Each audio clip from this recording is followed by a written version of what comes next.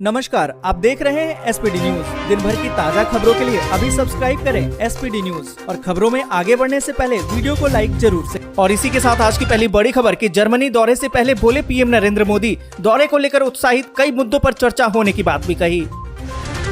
उद्धव ठाकरे नहीं देंगे इस्तीफा, शक्ति परीक्षण का करेंगे सामना, शरद पवार के साथ बैठक में इस रणनीति पर बनी सहमति। बीपीएससी पेपर लीक केस का मुख्य आरोपी जदयू का नेता गिरफ्तार, व्हाट्सएप पर किया था प्रश्न पत्र लीक। बंदरों के नाच जैसा लग रहा है, महाराष्ट्र की महाभारत पर बोले असादुद्दीन अवैसी।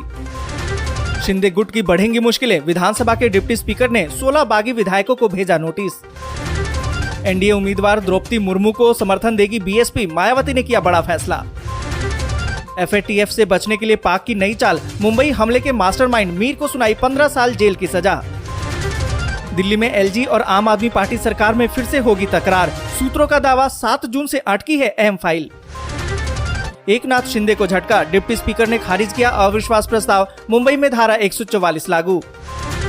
आपातकाल की याद पैदा कर देती है सिहरन, अखिलेश का बीजेपी पर हमला, अमृत काल में भी लोकतंत्र की हत्या जारी। कोरोना के एक्टिव केस 91,000 के पार, बीते 24 घंटे में 15,940 नए मामले। यूपी में 18 बस अड्डों को आधुनिक बनाने की तैयारी में योगी सरकार, पीपीपी मॉडल पर हो रहे विकसित। पटना वासियों को मिली बड़ी सौगात, सीएम नीतीश ने 3 महत्वपूर्ण सड़क परियोजनाओं का किया लोकार्पण।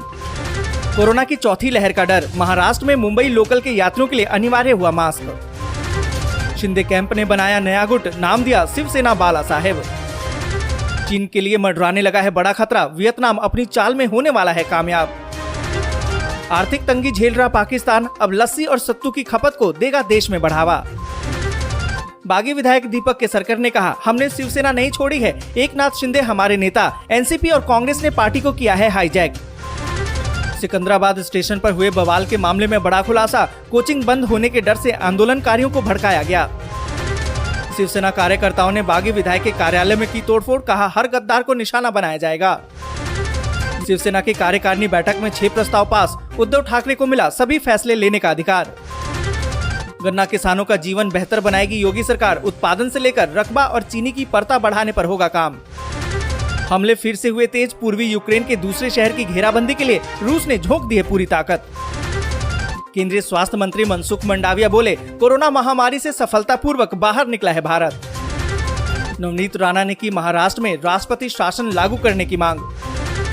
बड़ोदरा में आधी रात को आखिर क्या हुआ, फडणवीस से मिले एकनाथ शिंदे, सर्किट हाउस में थे अमित शाह।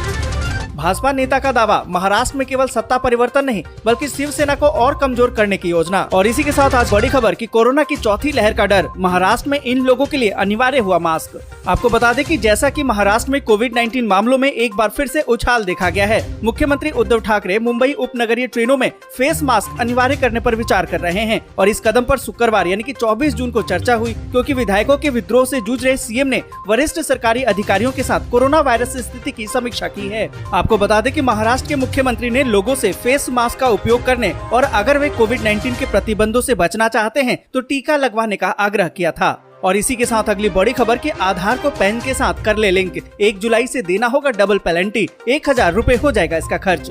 आपको बता दें कि आधार कार्ड को पैन से लिंक करवाने की आखिरी तारीख 30 जून तक ही है। अगर आप देरी करते हैं तो 1 जुलाई से आपको इसके लिए 1000 रुपए देना होगा। 1 अप्रैल 2022 से पैन को आधार के साथ लिंक करवाने पर 500 रुपए पेनल्टी भी भरना होगा। दरअसल मार्च में सीबीडीटी ने एक नोटिफिकेशन जारी किया था और इस नोटिफिकेशन के मुताबिक 1 अप्रैल 2022 से पैन को अगर आधार कार्ड से लिंक करवाते हैं तो उस पर पेनल्टी देने का नियम लगाया गया है।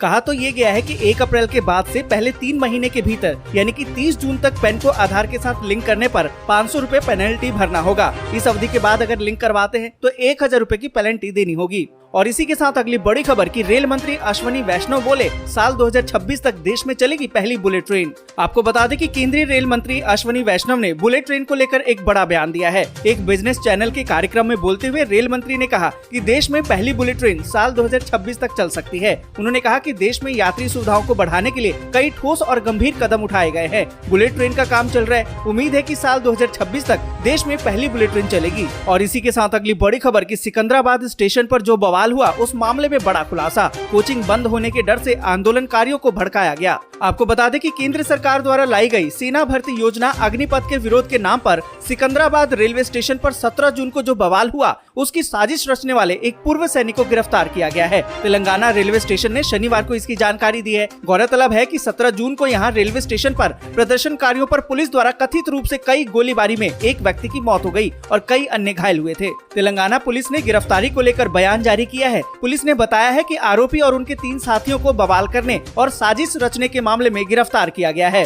और पुलिस ने अपने बयान में बताया कि अग्निपथ योजना के कारण आरोपियों को अपनी कोचिंग बंद हो जाने का डर था। इसी कारण आरोपी और उनके सहयोगियों ने कई व्हाट्सएप का ग्रुप बनाकर सिकंदराबाद रेलवे स्टेशन पहुंचने का संदेश फैलाया और कहा कि सरकार की योजना वापसी के लिए वहां पर जाकर बवाल करें। और इसी के साथ अगली बड़ी खबर की कोरोना के एक्टिव केस 91,000 के पार। बीते 24 घंटे में 15,940 नए मामले। आपको बता दें कि देश में कोरोना के नए मामलों में गिरावट देखने को मिली है। स्वास्थ्य मंत्रालय के अनुसार भारत में बीते 24 घंटे में 15,940 नए कोरोना के मामले सामने आए। वहीं इसी दौरान 20 लोगों की कोरोना के कारण मौत हो गई है। आपको बता दें कि कोरोना के मामलों में गिरावट जरूर है, लेकिन एक्टिव मामलों में बढ़ोतरी अभी भी जारी है। अब कुल एक्टिव केस की बात करें तो 91,779 हो गए हैं। और इसी के साथ अगली बड़ी खबर की पीएम नरेंद्र मोदी 26 जून से जर्मनी और यूएई के दौरे पर G7 शिखर सम्मेलन में लेंगे हिस्सा। आपको बता दें कि प्रधानमंत्री नरेंद्र मोदी 2 दिन की विदेश यात्रा पर जा रहे हैं। वे जर्मनी के चांसलर के निमंत्रण पर 26 और 27 जून को G7 शिखर सम्मेलन में हिस्सा लेंगे। वहीं प्रधानमंत्री 28 जून को यूएई के पूर्व राष्ट्रपति के निधन पर शोक व्यक्त करने के लिए खाड़ी देश भी जाएंगे। पीएम नरेंद्र मोदी जर्मनी और यूएई की यात्रा के दौरान 15 से ज्यादा कार्यक्रमों में शामिल होंगे।